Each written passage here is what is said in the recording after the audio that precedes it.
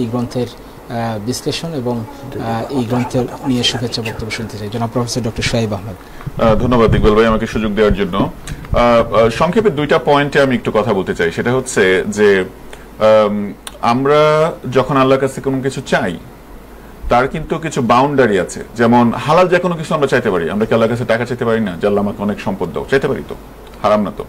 আমরা কিন্তু হালাল আল্লাহ আমাকে সন্তান সন্ততি দাও এবং হোয়াটএভার কামস উইথ ইট আমরা চাইতে পারি। আমরা আমাদের ফেম সুনাম আমার কণ্ঠস্বর সুন্দর হোক চাইতে পারি।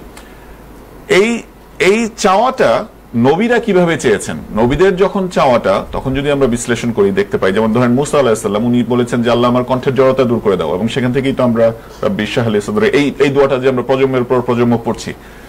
মুসা আলাইহিস সালাম কেন চাইলেন?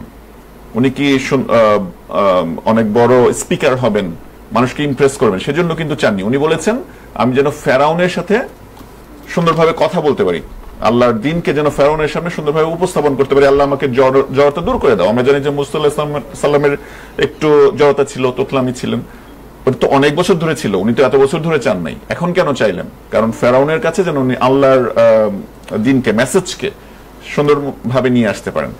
এই যে দেখেন পার্থক্যটা, হায়ার পারপাস। আমরা মুসলিম হিসাবে নবীরা যেটা প্রথমেই রিয়েলাইজ করতেন যে আমার একটা হায়ার পারপাস আছে, আমি দুনিয়ার এই সামান্য দুঃখ কষ্ট। তাইফে যখন আল্লাহ রাসূলকে মেরে এত রক্তাক্ত করলো যে তার রক্ত তার জুতার সাথে লেগে গেল আঠার মতো, তো উনি এটাকে খুব বেশি গুরুত্ব দেননি।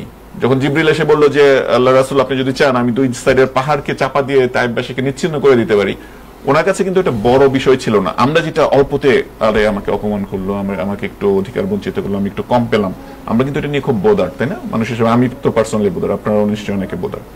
এই যে দেখেন, কারণ হচ্ছে যে আমাদের অনেক সময় হায়ার পারপাসের একটা অভাব। নবীদের কাছে হায়ার পারপাসটা খুব ক্লিয়ার ছিল।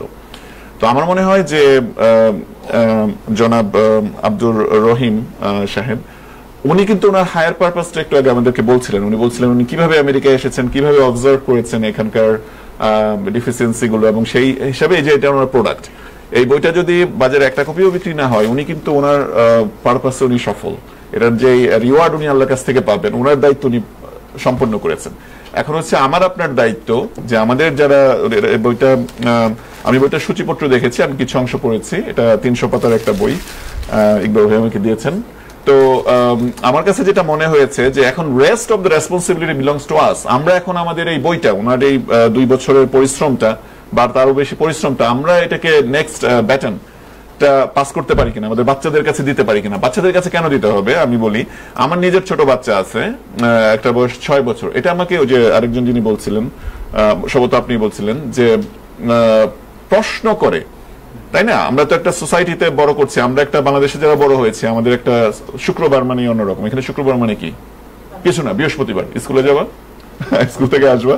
তো এখানে বাচ্চাদের কাছে শুক্রবার বৃহস্পতিবার কোনো পার্থক্য নাই, আমাদের কাছে পার্থক্য ছিল। বাংলাদেশে আমরা ক্রিসমাস টিভিতে দেখতাম না, টিভিতে ক্রিসমাস আজকে বড়দিনের। এখানে ক্রিসমাস মানে বাচ্চাদের জন্য কি? স্কুল বন্ধ অনেক দিন ধরে। ক্রিসমাসে আমার ঘরে, আমার ফ্রেন্ডের ঘরে আছে ক্রিসমাস ট্রি, আমার ঘরে নাই কেন? বাচ্চারা কিন্তু প্রশ্ন করে। আমার সান্তা ক্লজ কোন দিক দিয়ে আমাদের বাসায় ঢুকে, বাচ্চারা কিন্তু প্রশ্ন করে না?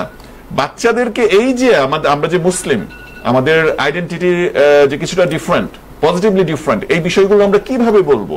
প্যারেন্টস হিসেবে বলবো, কিন্তু প্যারেন্টস হিসেবে তো আমার বকাও দিতে হয়। প্যারেন্টস হিসেবে তো আমাকে বলতে হয় যে এতগুলো চকলেট খাও না আজকে রাতে। তো তখন তো আমি তার ফেভারিট থাকি না, তাই না? তো এবং আরো লজিক্যালি যদি সেটা বলতে হয়, যখন বাচ্চারা বড় ওঠে, তাদের এই প্রশ্নগুলো, এইটা যদি তারা পড়ে, এই বইগুলো যদি তারা পড়ে, এটা আপনার দায়িত্ব অনেক কমে যাবে, তাই না? তারা মেসেজগুলো পাবে। আমি আমার বাচ্চাকে ঘুমার সময় ঘুমের দোয়া শিখাই এবং 3 কুল সূরা পড়ে শরীর মুছে দেই। তো কয়েকদিন আগে ভুলে গেছি, আমার 3 বছরের একটা বাচ্চা আছে, সে দেখি আমাকে কি জানি হাতের মধ্যে ফু দিয়ে আমার গাটা মুছতেছে। তো আমি প্রথম বুঝি নাই কি হয়েছে, পরে আমি বুঝলাম আরে আজকে তো আমি করিনি, আজকে সে করতেছে। তো এই বাচ্চারা, তাদেরকে যেভাবে এঁটেল মাটির মতো যেভাবে আমরা গড়ে তুলি না কেন, তারা সেভাবেই গড়ে উঠবে। এবং এই গড়ে তোলার প্রতি এই 2টা বই চমৎকার ভূমিকা রাখবে বলে আমি মনে করি। সময় কম, ধন্যবাদ আপনাদের সবাইকে শোনার জন্য। অনেক ধন্যবাদ জনাব প্রফেসর ডক্টর সোহাইব আহমেদ। আমরা